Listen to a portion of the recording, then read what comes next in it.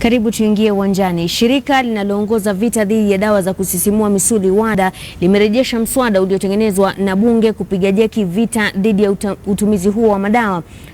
Aidha, endapo mswada huu utapita bungeni na kufanywa sheria, basi Kenya itavuta afueni kwa sababu itakuwa huru kushiriki mashindano ya olimpiki yatakayoandaliwa jijini Rio nchini Brazil. Kulikuwa na kikao cha video kati ya shirika la upigaji vita vya kusisimua misuli nchini na lile la kimataifa lililopo Montreal, Canada, na baadhi ya vipengee vikabadilishwa ndiposa kutoa taswira ya kimataifa.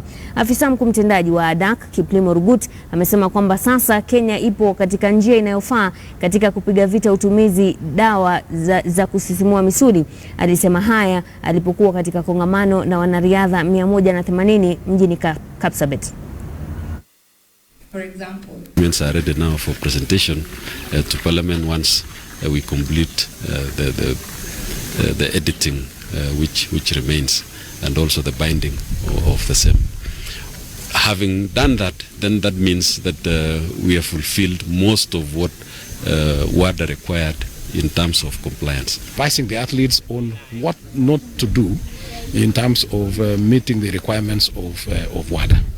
And so we are quite happy to work with ADAC, and we are going to cooperate